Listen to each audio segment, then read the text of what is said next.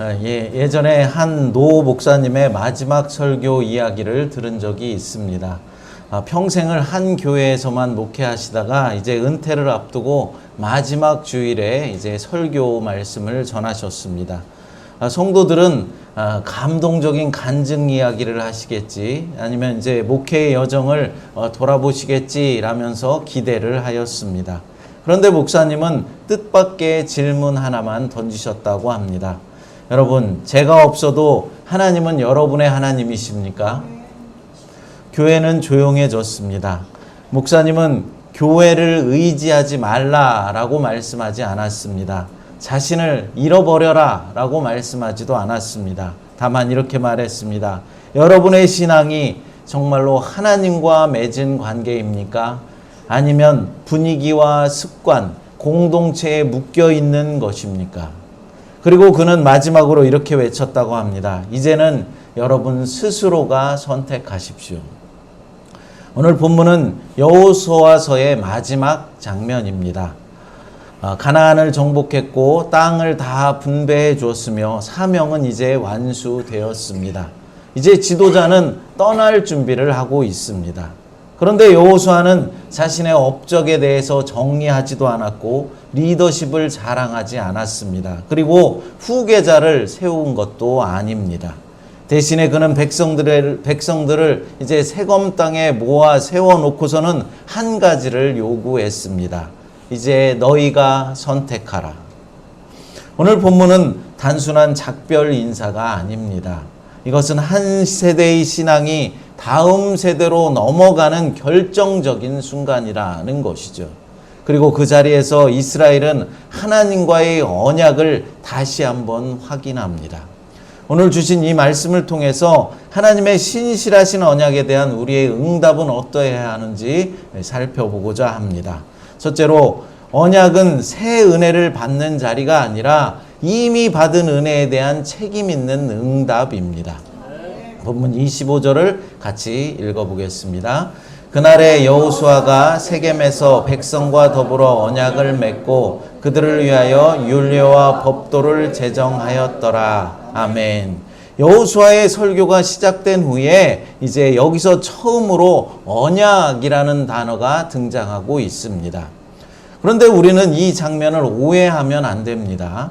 이것은 하나님께서 이스라엘 백성들과 어떤 새로운 언약을 맺으시는 장면이 아니다라는 것이죠. 새로운 조건을 추가하시고 있는 것이 아닙니다. 이미 하나님은 아브라함과 언약을 맺으셨습니다. 이미 시내산에서 모세를 통하여서 율법을 주셨습니다. 이미 가나안 땅을 기업으로 주시겠다라는 약속을 이루어 주셨습니다. 하나님은 이미 신실하셨고 하나님은 이미 약속을 지키셨습니다. 말씀하신 것을 다 이루셨다라는 것이죠. 그러므로 이 장면의 핵심은 이것입니다. 하나님께서 무엇을 더 하시겠다라는 것이 아니라 이제 이스라엘 백성들이 어떻게 살겠다라는 고백입니다. 이 언약은 새 출발 이벤트가 아니라는 것이죠. 이미 받은 은혜 앞에서 책임 있게 살겠다라는 재확인입니다. 여기서 또 하나 중요한 표현이 나옵니다. 율례와 법도를 제정하였더라. 이 말씀 때문에 마치 여호수아가 새로운 율법을 만든 것처럼 보일 수도 있습니다. 그러나 그렇지가 않습니다. 여호수아는 새로운 율법을 제정한 것이 아닙니다. 이미 주어졌던 율법 위에서 우리가 오직 여호와만을 섬기겠습니다. 이 약속을 어기면 책임을 지겠습니다. 라는 그들의 서약을 정리한 것입니다. 다시 말해서 이미 주어진 말씀 위에 자신들의 충성을 서명하였다라는 것이죠. 사랑하는 여러분, 신앙이라는 것은 새로운 것을 자꾸만 받는 것이 아닙니다. 이미 받은 것을 붙드는 일입니다. 우리는 이미 구원의 은혜를 받았습니다. 십자가의 사랑에 대해서 이미 들었습니다. 말씀을 통해서 하나님의 뜻이 무엇인지 우리는 알고 있습니다. 그렇다면 이제 남은 질문은 무엇이겠습니까? 나는 그 은혜에 책임 있게 살아가고 있는가라는 것이죠. 또 한 가지 눈여겨볼 점이 있습니다. 이 언약은 하나님께서 백성들에게 강제로 시킨 것이 아니라는 것이죠. 백성들이 스스로 선택한 것입니다. 여호수아는 오히려 말렸었습니다. 너희가 능히 여호와를 섬기지 못할 것이라. 그럼에도 불구하고 백성들은 3번이나 고백했습니다. 우리가 여호와를 섬기겠나이다. 이것은 분위기에 휩쓸린 고백이 아니었습니다. 감정적인 흥분도 아닙니다. 의지적인 선택이었다라는 것이죠. 신앙은 그래서 습관이 아닙니다. 신앙은 공동체에 묶여있는 그런 상태도 아닙니다. 신앙은 선택입니다. 오늘 우리의 모습을 돌아봅시다. 우리는 겉으로는 우상을 숭배하지 않고 있습니다. 바알과 아스다롯에게 절하고 있지도 않습니다. 그러나 우리의 마음은 어떻습니까? 하나님과 성공 사이를 오가고 있지는 않습니까? 하나님과 편안함 사이에서 줄타기하고 있지는 않습니까? 하나님과 자율성 사이에서 적당히 타협하며 살아가고 있지는 않습니까? 하나님은 우리의 일부를 원하지 않으신다라는 것이죠. 하나님은 우리의 전부를 원하십니다. 나 외에는 다른 신들을 내게 두지 말라. 오늘날 우리가 가장 쉽게 어기는 계명이 바로 이 첫 번째 계명이라는 사실을 우리는 심각하게 받아들여야 하는 것입니다. 사랑하는 여러분, 세검의 언약은 하나님이 더 주시겠다라는 그런 약속이 아니라 우리가 더 드리겠다라는 고백입니다. 신앙은 감동이 아니라 책임이기 때문입니다. 신앙은 어떤 분위기가 아니라 우리의 선택이기 때문입니다. 신앙은 부분이 아니라 전부이기 때문입니다. 이미 신실하신 하나님 앞에 나는 어떤 응답으로 서 있습니까? 오늘 우리도 세검에 서 있습니다. 그리고 하나님은 우리에게 묻고 계십니다. 너는 정말로 나를 섬기겠느냐? 이 질문 앞에 가볍게 대답하지 않는 저와 여러분이 되셨으면 좋겠습니다.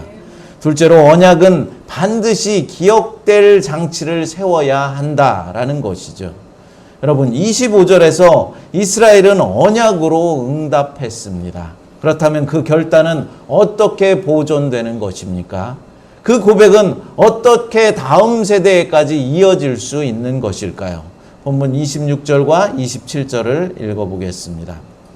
여호수아가 이 모든 말씀을 하나님의 율법책에 기록하고 큰 돌을 가져다가 거기 여호와의 성소 곁에 있는 상수리 나무 아래에 세우고 모든 백성에게 이르되 보라 이 돌이 우리에게 증거가 되리니 이는 여호와께서 우리에게 하신 모든 말씀을 이 돌이 들었음이니라. 그런즉 너희가 너희의 하나님을 부인하지 못하도록 이 돌이 증거가 되리라 하고. 아멘. 여기에는 두 가지의 행동이 나오는 것을 볼 수 있습니다. 바로 기록과 도울입니다. 먼저는 말씀을 기록했다라고 하죠. 여호수아는 이 모든 말씀을 율법책에 기록합니다. 이미 모세의 율법이 있었습니다. 그러나 여호수아는 이 언약갱신의 내용을 덧붙여서 기록하는 것이죠. 왜 기록합니까? 사람은 잘 잃어버리기 때문입니다. 감동은 오래가지 않기 때문이죠. 결단은 쉽게 흐트러져 버립니다. 눈물로 드린 기도도 시간이 지나면 희미해져 버리는 것입니다. 그래서 신앙은 기록해야 하는 것입니다. 하나님이 하신 일도 기록하고 내가 고백한 약속도 기록해야 하는 것이죠. 기록은 기억을 붙드는 도구가 되는 것입니다. 오늘 우리의 신앙은 어떻습니까? 하나님께서 내 삶에 행하신 일들을 기억하고 있으십니까? 내가 하나님 앞에 드린 결단을 붙들고 살아가고 계십니까? 말씀을 읽지 않으면 우리는 금방 세상의 논리로 빠져버리게 됩니다. 예배를 소홀히 하면 하나님이 멀어진 것처럼 느껴져 버립니다. 그러므로 기록하며 우리는 기억해야 하는 것이죠. 기록은 단순한 행정 절차가 아니라 신앙을 보존하는 장치라는 것입니다. 둘째로 돌을 세웠다라고 합니다. 여호수아는 큰 돌을 가져다가 상수리 나무 아래에 세웁니다. 그리고 말합니다. 이 돌이 증거가 되리라. 여러분, 돌이 사람의 말을 들을 수 있습니까? 돌이 말할 수 있습니까? 아닙니다. 그러나 돌은 그 자리에 남아 있습니다. 그런데 이 장면은 우리에게 익숙한 장면이죠. 이스라엘 백성은 요단강을 건너면서 12개의 돌을 세웠었습니다. 또한 요단 동편 지파들이 가나안 땅 정복을 마치고 이제 자기 집으로 동편으로 돌아갈 때 증거의 제단을 세웠는데 돌로 세웠습니다. 이스라엘은 중요한 순간마다 돌을 세웠다라는 것이죠. 왜 세웠습니까? 다음 세대가 묻게 하기 위함이었습니다. 아버지, 이 돌이 도대체 무엇입니까? 라고 물을 때 그때 그 돌을 보면서 대답을 하는 것입니다. 하나님께서 우리를 여기까지 인도해 주셨단다. 사랑하는 여러분, 신앙은 머릿속의 생각으로만 남겨두면 사라져 버리는 것이죠. 눈에 보이는 증거가 필요하다라는 것입니다. 여러분, 우리 가정 안에 신앙의 흔적이 있습니까? 우리 자녀들이, 우리 다음 세대들이 물어볼 만한 그런 기억을 가지고 계십니까? 왜 우리 집은 주일을 이렇게 지켜야 합니까? 왜 우리가 이 시간에 기도를 드려야 합니까? 왜 우리는 어려워도 정직한 삶을 살아가야 합니까? 이 질문에 대한 대답이 준비되어 있어야 한다라는 것이죠. 혹시 우리는 어떻게 대답하고 있습니까? 그냥 우리가 교회 다니니까 이렇게 하는 거야. 원래 그런 거니까 다들 그렇게 하니까 나도 이렇게 하는 거야. 사랑하는 여러분, 신앙은 그냥으로 이어지는 것이 아닙니다. 요단강에 돌이 만약 없었다면 다음 세대는 출애굽을 전설 정도로만 알고 있었을 것입니다. 세검의 증거돌이 없었다면 이 언약은 감정의 순간으로 끝나버리고 말았을 것입니다. 신앙은 설명되지 않으면 사라져 버리는 것이기 때문이죠. 전해지지 않으면 끊어져 버린다라는 것입니다. 그래서 부모의 역할이 중요한 것이죠. 우리 신앙의 선배들의 역할이 중요하다라는 것입니다. 자녀들이 묻기 전에 먼저 말해줄 수 있어야 하는 것입니다. 우리가 주일을 지키는 이유는 하나님께서 바로 우리의 주인이 되시기 때문이다. 우리가 기도해야 하는 이유는 우리 힘으로는 살아갈 수 없기 때문이다. 우리가 정직하게 사는 이유는 하나님께서 우리를 보고 계시기 때문이다. 이렇게 대답해 줄 수 있어야 하는 것입니다. 우리의 자녀는 우리가 무엇을 말했는가 보다는 우리가 어떻게 무엇을 지켜왔나는 것을 더 기억하는 것입니다. 가정의 예배의 자리를 기억합니다. 눈물로 드린 기도의 자리를 그들은 기억합니다. 손해를 감수하면서도 선택했던 그 정직함을 기억하고 어려움 속에서도 흔들리지 않았던 주일의 자리를 기억하는 것입니다. 이것이 바로 증거의 돌이 되는 것입니다. 말로 가리키는 신앙은 약합니다. 그러나 삶으로 세운 신앙은 무너지지 않습니다. 오늘 우리 가정 안에 하나님의 신실하심을 말해줄 수 있는 돌 하나를 세우시기 바랍니다. 돌은 말은 없지만 증거가 되는 것이죠. 그렇습니다, 여러분. 신앙은 눈에 보이는 증거를 남기는 일입니다. 또한 하나님은 언약을 가볍게 여기지 않으신다라는 사실입니다. 여호수아는 돌을 세우면서 말했습니다. 이 돌이 여호와께서 하신 모든 말씀을 들었느니라. 이것은 상징적인 표현일 것입니다. 그러나 그 의미는 분명한 것이죠. 하나님 앞에서 한 고백은 사라지지 않는다라는 것입니다. 하나님은 우리의 결단을 기억하십니다. 우리의 약속을 들으셨습니다. 우리는 쉽게 잃어버린다라고 하더라도 하나님은 잊지 않고 계십니다. 그래서 언약은 가벼운 말이 될 수 없는 것이죠. 사랑하는 여러분, 우리의 신앙에는 돌이 있습니까? 우리의 신앙에는 기억이 있습니까? 은혜의 순간은 많았지만 남은 것이 없는 신앙은 아닙니까? 결단은 했지만 지속되지 않는 그런 신앙은 아니었습니까? 여호수아는 말로만 끝내지 않았습니다. 기록했고 세웠고 또 남겼습니다. 오늘 우리도 이렇게 해야 한다라는 것이죠.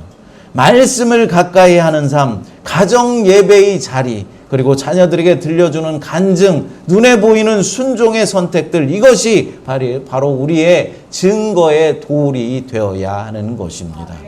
세검의 돌은 지금도 우리에게 말합니다. 너희가 하나님께 한 약속을 기억하라. 여러분, 신앙은 순간의 감정이 아닙니다. 신앙은 기억을 세워가는 삶입니다. 오늘 우리도 하나님 앞에 돌 하나를 세우는 그런 결단이 있으시기를 간절히 바랍니다. 세 번째로, 언약은 예배당에서 끝나지 않고 삶의 자리에서 증명됩니다. 여러분, 이스라엘 백성들은 언약을 맺었습니다. 그리고 기록했습니다. 또한 돌도 세웠습니다. 그 다음에 어떤 일이 일어났습니까? 본문 28절을 같이 읽어보겠습니다. 백성을 보내어 각기 기업으로 돌아가게 하였더라. 아멘. 여러분, 놀랍지 않습니까? 엄숙한 이 언약식이 끝난 후에 여호수아는 백성들을 그냥 붙잡아 두지 않았습니다. 흥분된 분위기를 이어가려고 하지도 않았습니다. 감동의 여운을 더 길게 끌고 가지도 않았습니다. 백성들을 그냥 돌려보냈다라고 합니다. 각자의 기업으로, 각자가 맡은 삶의 자리로, 각자 책임져야 할 현실 속으로 돌아간 것입니다. 왜 그렇습니까? 신앙은 모인 자리에서 증명되는 것이 아니라 흩어진 자리에서 증명되는 것이기 때문입니다. 세검에서의 고백은 쉬웠습니다. 모두가 함께 있었고 분위기도 참 좋았습니다. 지도자 여호수아가 백성들 앞에 서 있었습니다. 그러나 이제 각자 땅으로 돌아가면 다시 가나안의 문화 속에서 살아가야 하는 것입니다. 우상의 흔적이 남겨져 있는 그 환경 속에서 살아야 하는 것입니다. 우리의 일상의 분주함 속에서 살아가야 하는 것입니다. 바로 그 자리에서 언약의 진짜 모습이 드러나게 되는 것이죠. 사랑하는 여러분, 예배 시간에 아멘 하는 것은 쉽습니다. 찬양할 때 눈물을 흘리는 것도 어렵지 않습니다. 그러나 이제 월요일 아침이 되어서 직장의 자리에서, 가정의 갈등 속에서, 경제적인 어려움 속에서 하나님을 선택하는 것은 또 다른 문제입니다. 여호수아는 백성들을 현실로 돌려보냅니다. 왜냐하면 언약은 삶 속에서 지켜져야 할 것이기 때문입니다. 여기서 우리는 중요한 사실을 하나 더 보게 됩니다. 여호수아가 이제 곧 죽게 된다라는 사실입니다. 여호수아 24장 29절을 같이 읽어보겠습니다. 이 일 후에 여호와의 종 눈의 아들 여호수아가 110세의 죽음에, 아멘. 이제 여호수아는 더 이상 백성들 곁에 있을 수 없습니다. 이제 그들의 신앙은 지도자에 의존하는 그런 신앙이 아니라 스스로 하나님 앞에 서는 그런 신앙이 되어야 하는 것입니다. 이것이 바로 세대의 전환의 본질입니다. 한 세대의 지도력이 사라진다 하더라도 하나님과의 언약은 계속되어야 한다라는 것이죠. 오늘 우리도 마찬가지입니다. 목회자가 늘 옆에 있을 수 없습니다. 부모가 평생 자녀를 붙잡아 줄 수 없습니다. 좋은 신앙의 환경이 언제나 유지될 수 있는 것은 아닙니다. 결국 우리는 각자의 기업으로 돌아가야 하는 것이죠. 그리고 거기서 하나님을 선택해야 합니다. 여러분, 여호수아는 백성들을 흩어 보냈지만 그들을 버려둔 것은 아닙니다. 그들은 언약을 붙들고 돌아갔습니다. 기록된 말씀을 가지고 돌아갔습니다. 증거의 도를 기억하면서 돌아갔습니다. 우리도 마찬가지입니다. 오늘 예배를 마치고 우리는 무엇을 붙들고 돌아가시겠습니까? 감동만 가지고 돌아가시겠습니까? 아니면 언약을 붙들고 돌아가시겠습니까? 신앙은 교회 안에서 시작되지만 완성은 삶의 자리에서 되어야 하는 것입니다. 진짜 언약의 증거는 이 예배당이 아니라 우리의 가정과 직장 그리고 우리의 일상에서 드러나야 하는 것입니다. 사랑하는 여러분, 오늘 우리는 세겜에 서 있었습니다. 언약을 들었고 도를 보았고 각자의 기업으로 돌아가는 장면까지 다 보았습니다. 그러나 솔직히 우리의 마음 한편에는 이런 생각이 들지 않습니까? 나는 과연 끝까지 이 믿음을 잘 지킬 수 있을까? 나는 그렇게 충성스럽게 살아갈 수 있을까? 여호수아는 백성들에게 말했습니다. 너희가 능히 여호와를 섬기지 못할 것이라. 맞습니다. 우리 힘으로는 여호와를 섬길 수 없습니다. 우리는 완전할 수 없습니다. 우리 결단은 흔들릴 수 있습니다. 우리의 마음은 때로는 식어버릴 수도 있습니다. 그러나 오늘 본문에 우리에게 주는 가장 큰 위로가 무엇이겠습니까? 이스라엘 백성들의 결단이 아니라 하나님의 신실하심입니다. 아브라함에게 하신 약속을 하나님은 잊지 않으셨습니다. 요셉의 뼈를 가나안 땅에 묻게 하신 그 약속도 이루어 주셨습니다. 광야에서도 전쟁터에서도 실패의 순간에도 하나님은 자기 백성들을 포기하지 않으셨습니다. 언약은 우리가 하나님을 붙드는 이야기이기 전에 하나님이 우리를 붙드시는 이야기입니다. 한 노부부의 이야기입니다. 결혼 50주년을 맞아서 이제 자녀들이 아버지에게 물었습니다. 아버지, 어떻게 50년간을 엄마와 한결같이 그렇게 사실 수 있습니까? 아버지가 대답합니다. 사실 한결같이 산 적은 그렇게 많지 않았단다. 화가 날 때도 너무나 많이 있었고 포기하고 싶을 때도 있었단다. 그러나 떠나지 않겠다라는 그 약속 하나는 지켰다. 그리고 그 약속을 하나님께서 지켜주셨다. 사랑하는 여러분, 우리가 완벽해서 언약이 유지되는 것이 아닙니다. 하나님께서 신실하시기 때문에 이 언약이 이어질 수 있는 것이죠. 우리는 넘어질 수 있습니다. 때로는 차갑게 식을 수도 있습니다. 그러나 여러분, 다시 돌아오면 됩니다. 언약의 하나님은 회복의 길을 항상 열어놓고 계시기 때문입니다. 오늘 우리가 각자의 삶의 자리로 돌아갈 때 두려움이 아니라 소망을 가지고 돌아갔으면 좋겠습니다. 내가 잘해야 한다라는 그런 부담감이 아니라 하나님께서 나를 붙들고 계시다라는 그런 확신을 가지고 돌아가시기 바랍니다. 세검의 돌보다 더 확실한 증거가 있죠. 그것은 바로 예수 그리스도의 십자가입니다. 우리가 언약을 어겼을 때 그 대가를 대신 지신 분이 계십니다. 바로 예수 그리스도입니다. 그래서 우리는 다시 시작할 수가 있는 것입니다. 여러분, 하나님은 우리의 일부가 아니라 전부를 원하시지만은 동시에 우리의 전부를 책임져 주시는 분이십니다. 그러므로 담대히 고백하십시오. 주님, 나는 연약하지만 주님을 따르겠습니다. 이 고백 위에 하나님의 신실하심이 덮일 것입니다. 우리 인생의 마지막 날에 하나님께서 이렇게 말씀하시기를 소망합니다. 내가 너를 끝까지 붙들었다.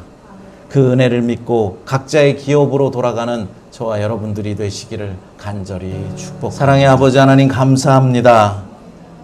오늘 세검에서 여호수아와 백성들이 언약을 세운 것처럼 저희도 주님 앞에서 마음을 새롭게 합니다.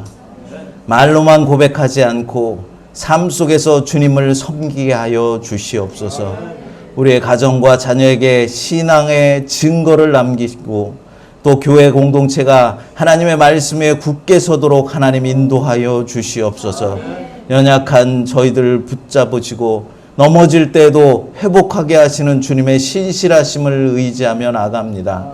우리의 삶이 주님의 증거돌이 되게 하시고 매일의 자리에서 주님만을 선택하게 하여 주시옵소서. 거룩하신 예수님의 이름으로 기도드리옵나이다. 아멘.